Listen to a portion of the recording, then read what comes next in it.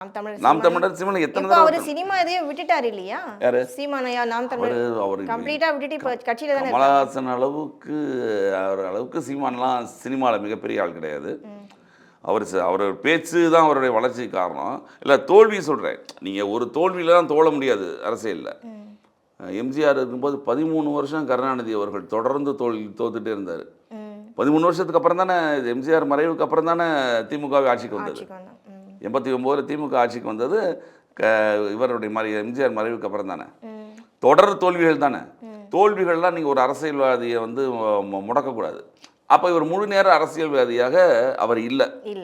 அவரால் முதல்ல தோல்வியை பண்ண முடியல.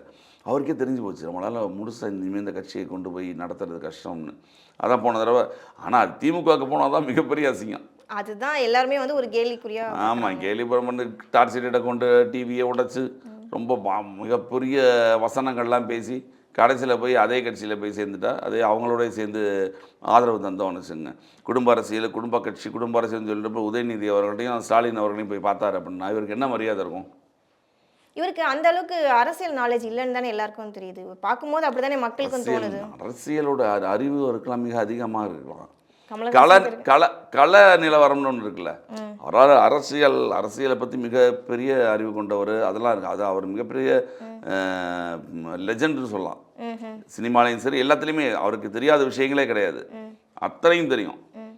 பாரதி ராஜா கூட சொன்னார் ஒரு தடவை, சொன்னார் இவர் கட்சியாக ஆரம்பித்த புதுசில், அந்த ஆளுக்கு என்ன தெரியும் கேட்காதீங்க, அதையும் ஃபுல்லாக படிச்சுட்டு வந்துடுவாங்க அந்த ஆள் போய். அத்தனையும் தெரிந்த ஆள். கள நிலவரம் வேறு, களத்தில் இறங்கி வேலை பார்க்குறது வேறு, நீங்கள் மிகப்பெரிய அறிவாளியாக இருக்கிறது வேறு. அறிவாளிகள் அனைவரும் அரசியலில் ஜெயிக்கிறது கிடையாது. அரசியலில் ஜெயிச்ச எல்லாருமே அறிவாளியும் கிடையாது. ரொம்ப அறிவாளிகளும் அரசியல் ஒத்தே வராது. பல பேர், பல அறிஞர்கள், பல பெரிய அறிவாளிகள்லாம் இருக்காங்க, அவங்களுக்கு இந்த அரசியல் ஒத்து வராது. இங்கே வந்து அமைதிப்படை சத்யராஜாவும் இருக்கணும். ஆமாம், அதுக்கு உதாரணங்கள் பல பேர் இருக்காங்க. அந்த மாதிரி நெக்கு போக்கோட உள்ளே போய் பண்ணுறதுலாம் வேணும். தோல்வியை கண்டு யோசிக்கக்கூடாது. இதெல்லாம் கமலஹாசன் அவர்களால் முடியலை. இவர் எம்பி ஆகணுங்கிறது அவ்வளோ பெரிய விஷயமே கிடையாது இவருக்கெல்லாம். புதுசாக ஒருத்தருக்கு போய் எம்பி சீட்டுக்கு ஆசைப்பட்டா பரவாயில்ல. இவருக்கெல்லாம் இவ்வளவு பெரிய எம்பி சீட்டுக்கெலாம் இவர் எதுக்கு இவ்வளோ ஆசைப்படுறாருன்னு புரியல. இவரால் அங்கேயும் தொடர்ந்து போக முடியாது. இவருடைய வேலைகள் அதிகம், வேறு சினிமா சம்மந்த வேலைகள் அதிகம். எதுக்கு இவ்வளோ ஒரு ஆசைப்படுறாருன்னு தெரியல. பார்ப்போம் அதுக்கப்புறம் என்னத்தை போய் கர்ஜிக்காரான்னு தெரியல இதில் போய் பார்லிமெண்ட்டில்.